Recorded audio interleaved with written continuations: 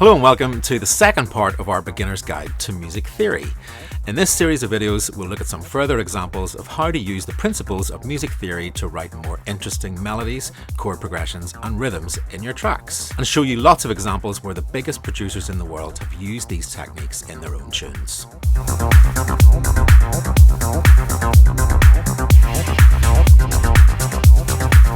In the first part of this series, we looked at the two main scales used in music production, the major and the minor. If we have a closer look, we can see that for every major key, there is a minor key that has exactly the same notes. This is called the relative minor. For example, the key of C major and A minor use only the white notes, so A minor is the relative minor to C major. The main difference here is that they have a different tonic note, so will sound different to the ear despite having the same notes and chords.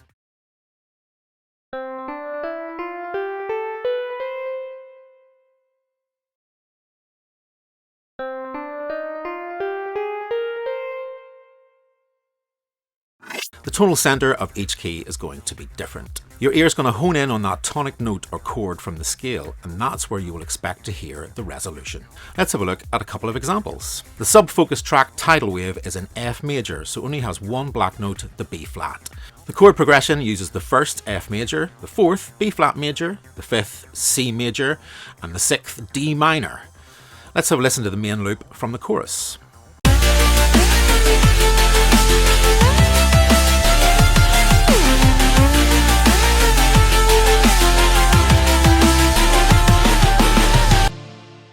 The second track is Technicolor by Madian, which is in D minor, which is the relative minor of F major, so has the same notes and chords. The chords used in the progression are the first, D minor, the third, F major, the fourth, G minor, the fifth, B flat major, and the seventh, C major. Let's have a listen.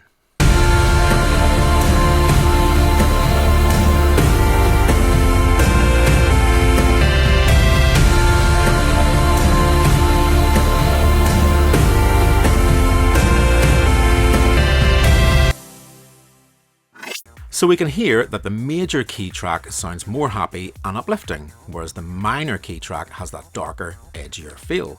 We can also see that both tracks use pretty much the same chords, with the addition of the G major chord in the Madian track. So even though both tracks have the same notes and the same chords, it's their relation to that tonic note that's going to make them sound different.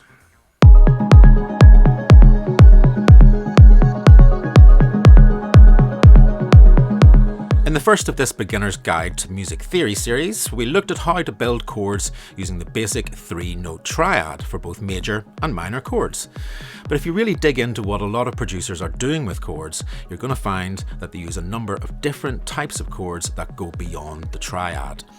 So let's have a look at a few 4-note chords, starting with the 7th. A 7th chord is when you take a basic 3-note triad and add an additional 4th note, which is an interval of a 7th from the root note of the chord. For example, if we take a basic C major chord, which uses the 1st, 3rd and 5th notes, we can count up from the 5th to get the 7th. You can take any triad chord from any major or minor scale and apply this same system to get your 7th chord. But why use a 7th chord instead of a triad? Well, the 7th chords add another level of harmony and can change the feel of a chord, increasing the richness and complexity of their sound within any progression. Have a listen to this basic chord progression that uses triads, and we'll hear how different it sounds when we add the 7th notes.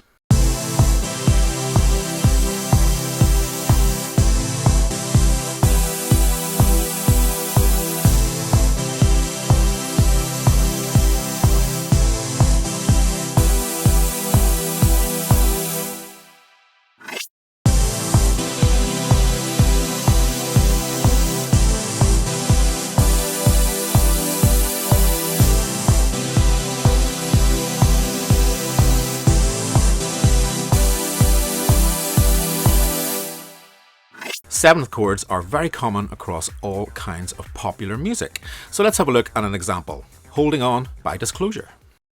Holding on, and it's holding strong.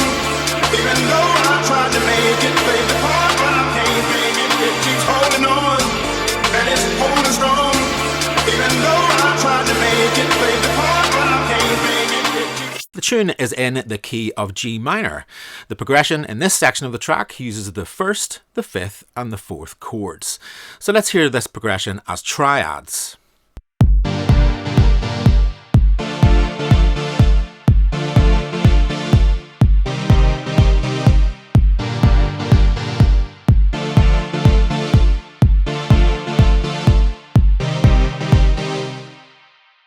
And now let's hear what it sounds like as seventh chords.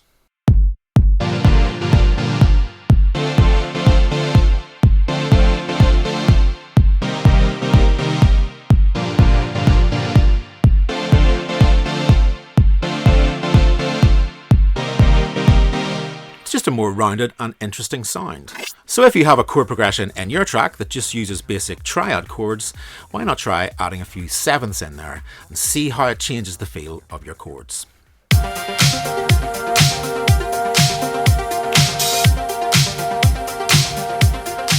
We can go even further than seventh chords and start to add additional notes to our chords that go beyond one octave. Let's take A minor as our example and look at that on our keyboard. We can see the notes from the scale from 1 to 7, but if we look at the next octave as notes 8 to 14, we can start to add some interesting notes to our chord. One of the most commonly used is the ninth chord, adding in that ninth note. So our chord for A minor is the triad A, C, E, the seventh G, and now the ninth B. Any chord that adds notes from beyond that first octave after the root note is called an extended chord. Let's take a look at the chord progression of the audience track Iris, which is in A major.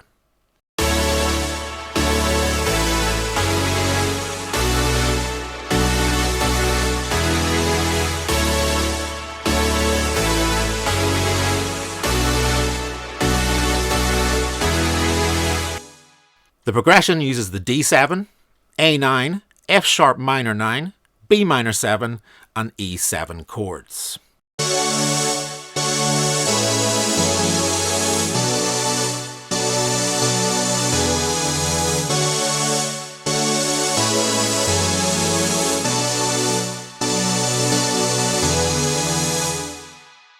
If we play the same sequence and change the two ninth chords to seventh chords, we can see how different that sounds.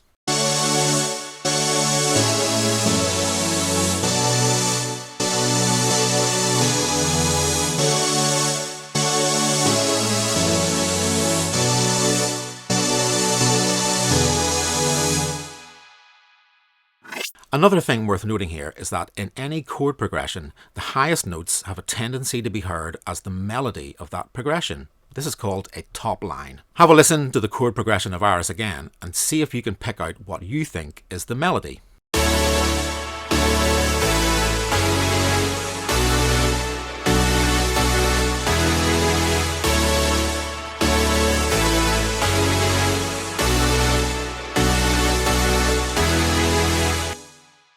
Let's take out all the notes other than the top line and listen again.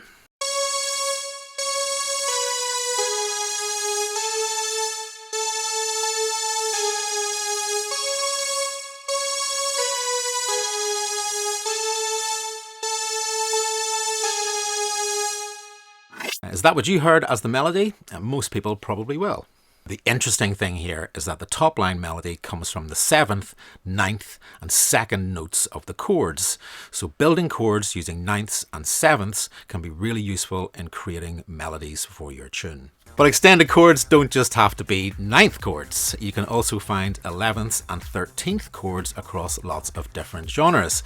So if you have a chord sequence that sounds a bit ordinary, why not try adding some 9ths, 11ths or 13ths and see how that changes the feel of your progression.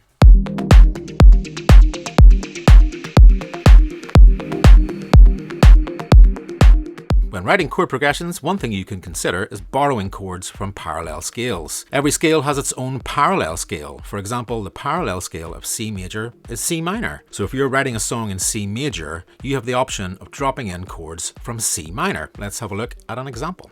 Here's a chord progression in A minor that uses the 1st, 5th and 6th chords in the key.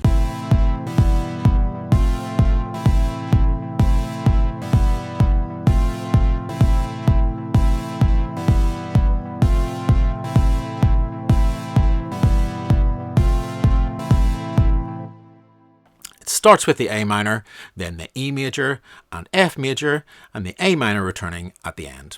But if you want to change things up a bit, we can change the A minor chord at the end to an A major chord simply by raising the C note up a semitone. And this changes the last chord of our progression to the first chord of the A major scale, which is the parallel scale to A minor.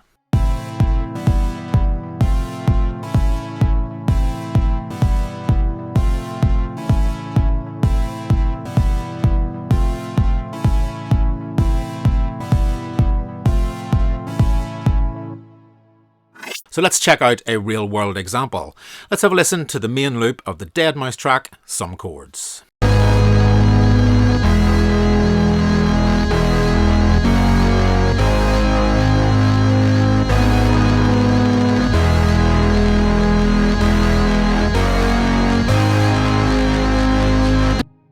This track is in G sharp minor, but if we have a look at the chord progression, we can see that the last chord in the progression uses the C note instead of the B note, turning the last chord from a G sharp minor into a G sharp major, taking that chord from its parallel scale.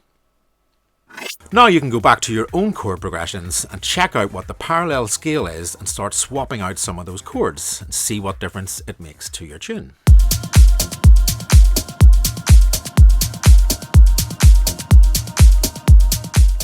When writing a bass line, it can be really useful to have a look at the chords you have in your track, as the notes played in the bass line are usually informed by what notes are in these chords. At a basic level, the bass line would normally play the root note of the chord that is currently playing. For example, if you have a chord progression that's in A minor that has the chords A minor, D minor and E major, then any bass line playing along to that chord progression would play the A, D and E notes.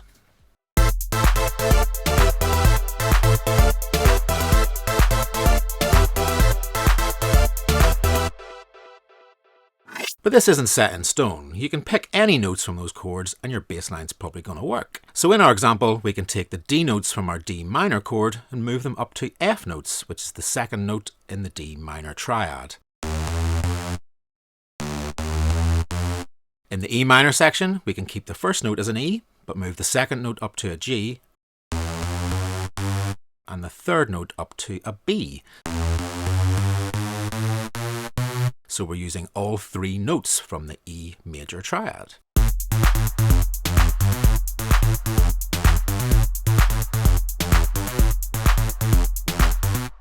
Sounds a lot better already, but we can also take the A notes at the start and shift one of them up to the C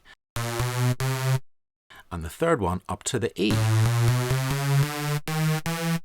So we're using all the notes in the A minor chord too.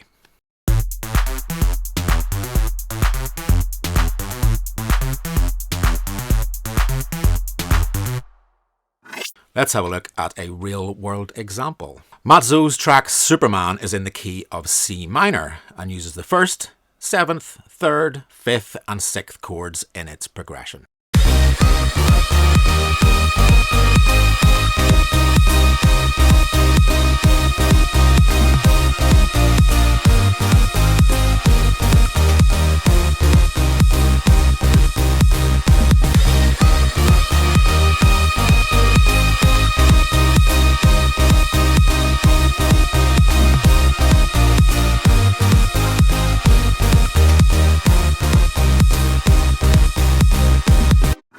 Let's have a look at the bass line and see if you can spot what he's doing.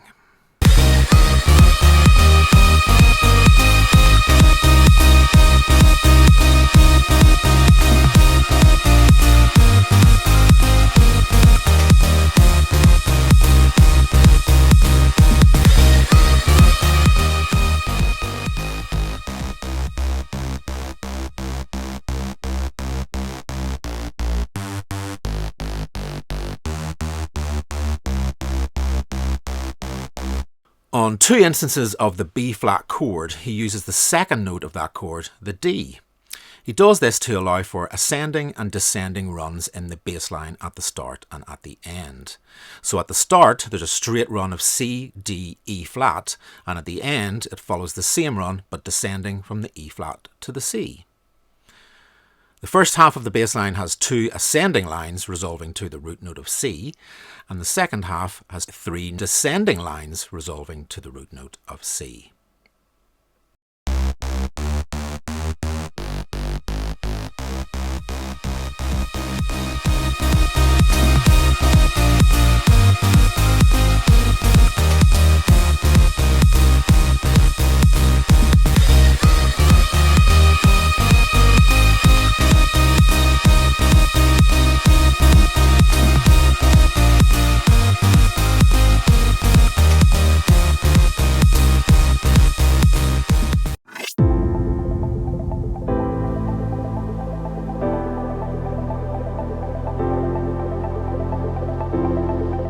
Another way to use the notes of a chord to create a melody is by using arpeggios.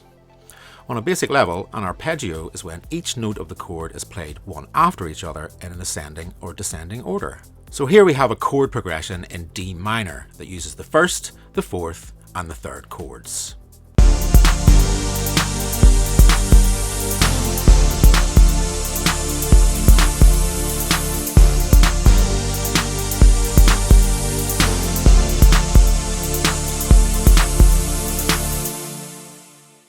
But we can take the individual notes of each one of these chords and play them one after each other in order to create a completely different type of sound. The D chord is split into D, F, A, and the G chord is split into G, D, B flat, with the F chord split into F, A, and C. The only thing I'm going to do is to add in the 7th note from the F minor chord, which is an E. Let's see how that sounds.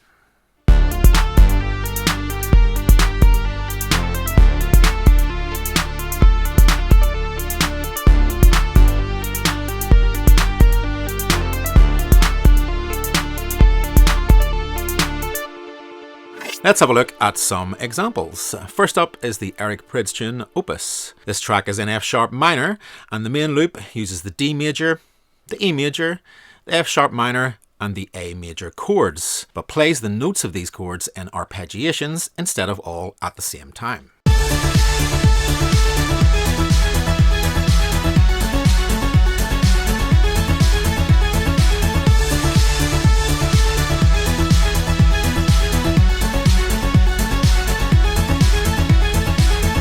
There's only 2 slight changes that he makes to the basic triad chords, and they are in the A major chord, where he adds in the G sharp, which is the 7th from that chord, and in the first chord he uses the E instead of the F sharp.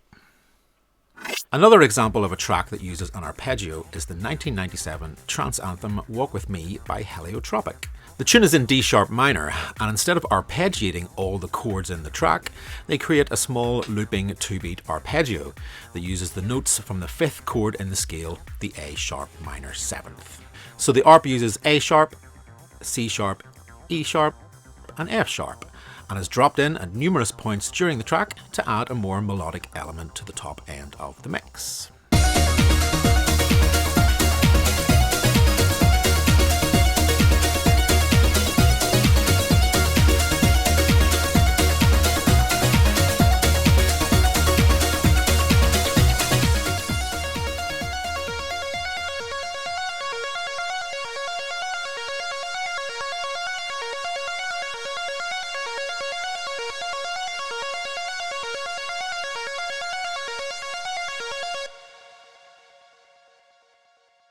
So if you're arpeggiating chords in your own tunes, then why not try out some of these same techniques, such as taking all 4 notes from the 7th chord, or shifting some of the notes up and down around the other notes in the key to see what sounds good.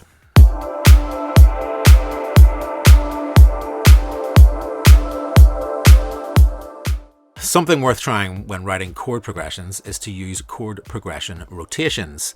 This is when you take a chord progression that starts on the root note chord and you shift all the chords around so that they stay in the same order but don't start with that first chord. For example, if you have a 1, 6, 5, 4 progression,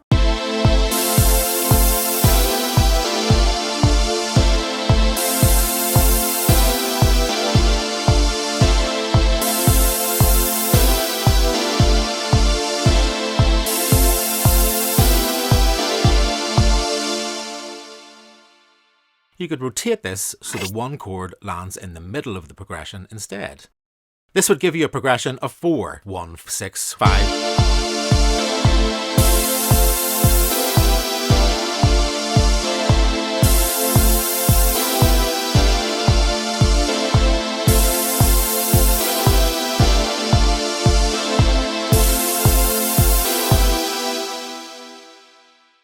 You're not changing the key here, you're just not going for the obvious choice of putting the first chord at the start of the progression. Let's have another look at that sub-focus track Tidal Wave.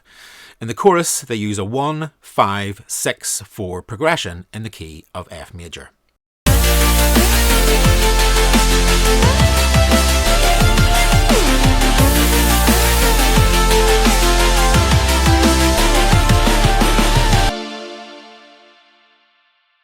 But the first chord isn't the one chord, the F major, it's the 4 chord, the B flat major, then the 1st, the 5th and the 6th. So with chord 1 at the start of the progression, it would sound like this.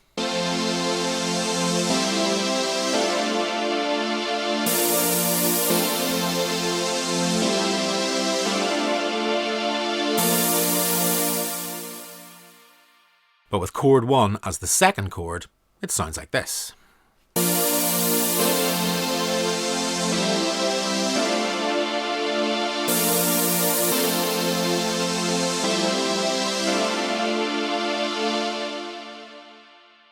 So why not try writing a progression that starts with the first chord, then simply rotating that progression around to see what impact it has on your tune.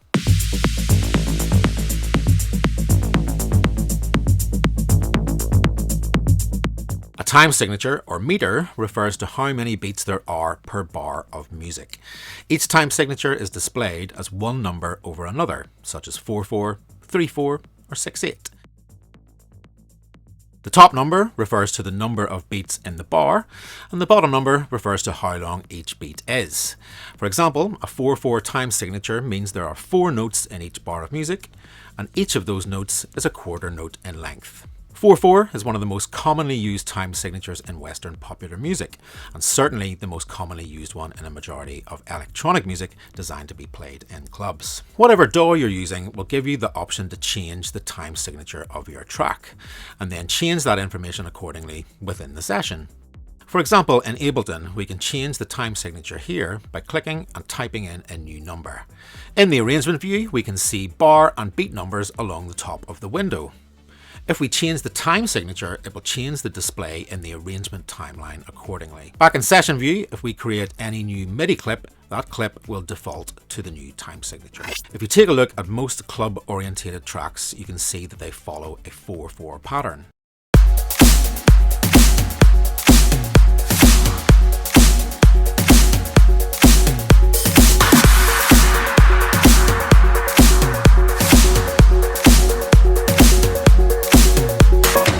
Other time signatures such as 3/4 or 6/8 can be found in a lot of music, but they tend to be more in pop music or down-tempo forms of electronic music like hip-hop. Here's an example from the Tyler the Creator track, The Garden Shed. We can see there are 6 beats in the bar, and there's a kick on beat 1 and a snare on beat 4, which is the easiest way to tell if your tune is in 6/8.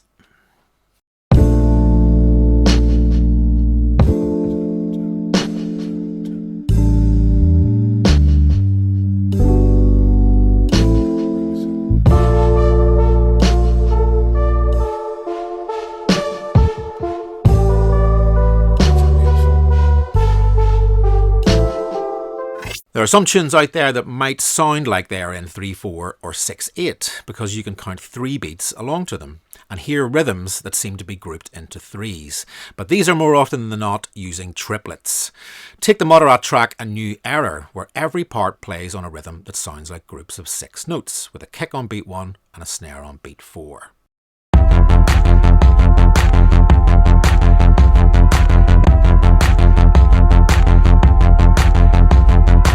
In theory, this could also be counted as a 4.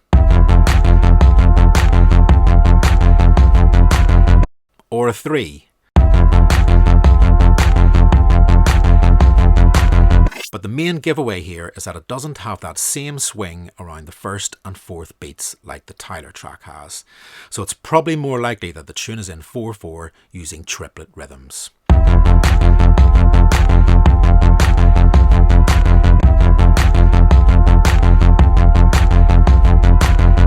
Make sure you check out our previous video on triplets to see how they work.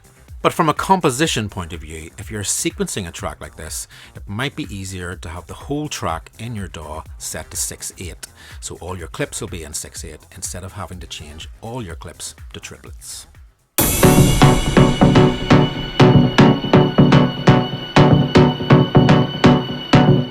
A musical phrase is when a number of bars are grouped together to create a sequence of music that is then repeated throughout the track. With most popular music, these phrases can usually last 4, 8 or 16 bars. In the context of club-based dance music, you can usually hear a track build up by them introducing a new element every 8 or 16 bars, like this Daft Punk track.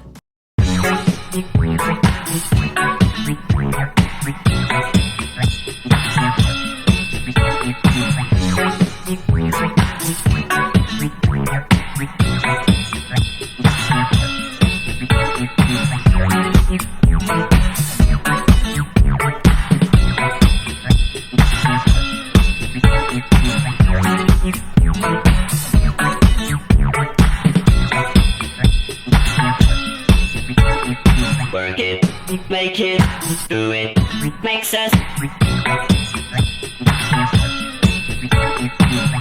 harder, better, faster, stronger. It's this common phrasing that allows DJs to mix easily so that phrases match whenever 2 or more tunes are being played at the same time. You can play around with this structure though and get some interesting results. For example, take this track by Galantis called In My Head. If you have a listen, see if you can hear what's happening with the phrasing.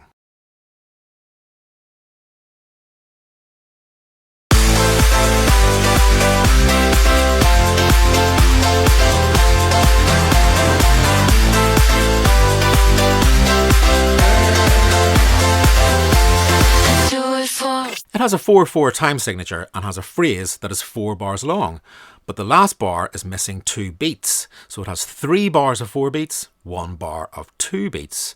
Written down that sounds a bit strange, but in the context of the song, it works really well.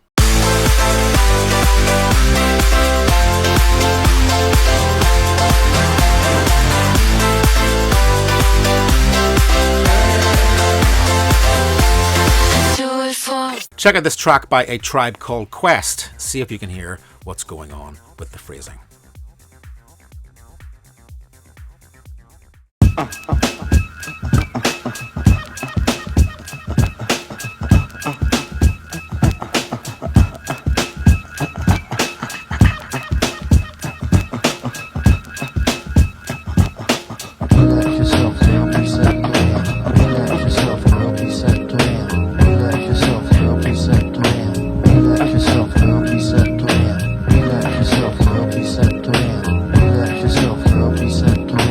Starts with a beat that sounds like it's going to be a 4-bar phrase, but when the main sample comes in, it becomes clear that it's a 3-bar phrase which follows through for the remainder of the track.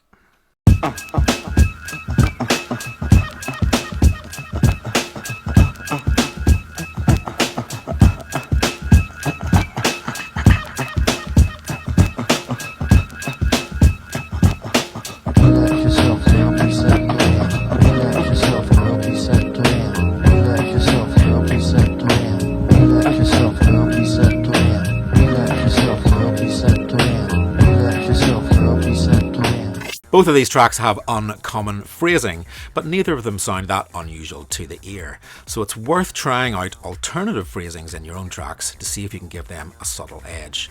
Just be ready for DJs to hate you if you make a track that they can't mix into anything else.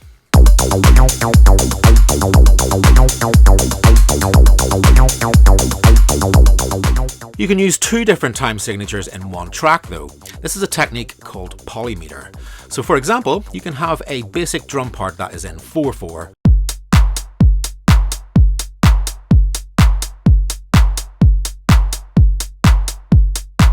but but have a percussive element in that track that is in 3/4.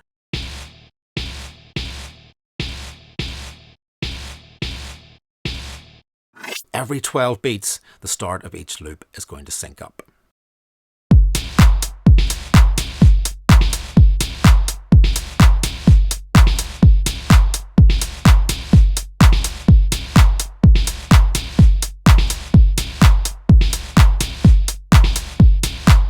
It's a nice way to take a loop and add some variation to it without having to write anything new. Have a listen to this track by Gregor Tresher and Peter Dundov and see if you can hear what's going on with the meters.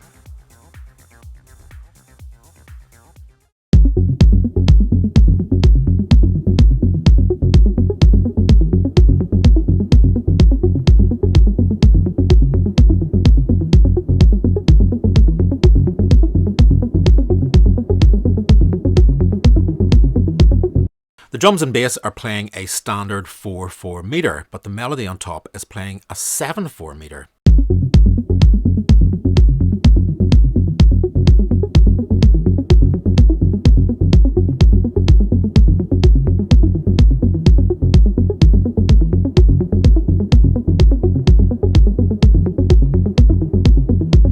This gives the impression of a constantly shifting melodic line, even though from a pitch point of view the melody is playing the same thing every time. The two loops will sync up every 7 bars of 4/4 time.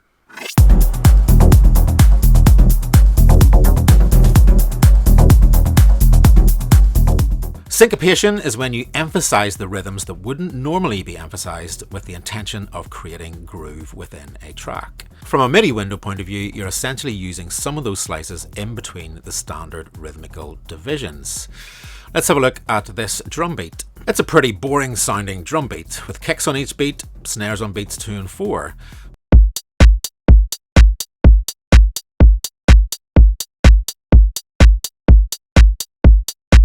But we can start to put additional sounds into some of these 16th note slots where the main beats of the loop wouldn't usually appear.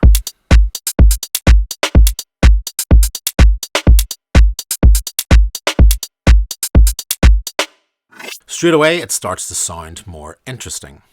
Have a listen to this section from You Can't Hide From Your Bud by DJ Sneak.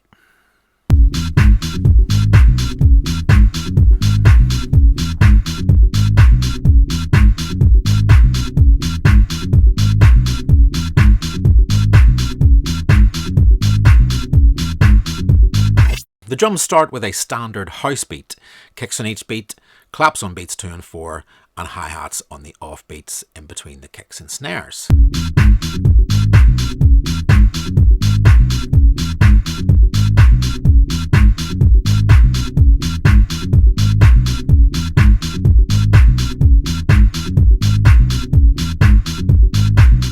But later on in the track, it introduces a new snare sound that follows a different pattern. There are 2 16th note rhythms being used here that aren't in the standard slots of the rest of the beats.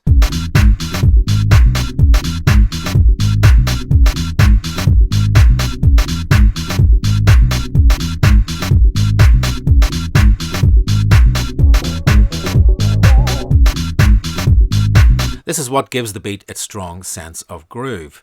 If we skip forward in the track, we can hear that the second of these snare beats matches the rhythm of the riff in the sample. This helps to lock the drums into the groove of the sample.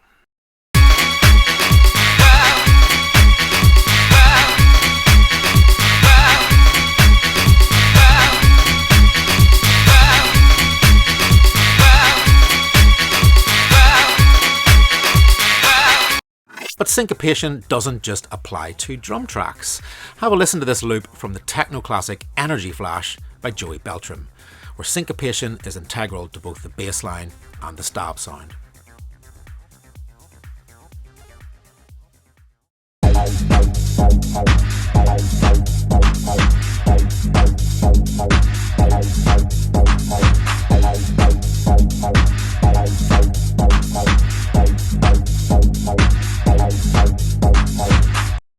If we have a look at the bass line, there are 2 notes that land on a kick drum rhythm and 1 note that lands on a hi-hat rhythm, but the groove really comes from these 2 notes that are hitting those syncopated rhythms in between beats 1 and 3.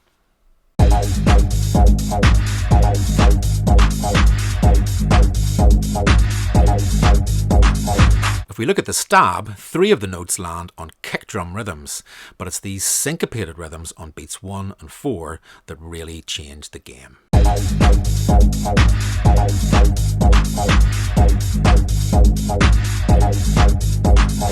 So in many cases, it's those syncopated notes that really make any part of a track stand out, and it would be fairly uncommon to find a piece of music in any genre that didn't use syncopation in some form. So hopefully there are some new ideas in there that will help you rethink how you approach composing using some of these music theory concepts. If you have any questions, make sure to head over to the Sonic Academy forums or hit us up on our socials.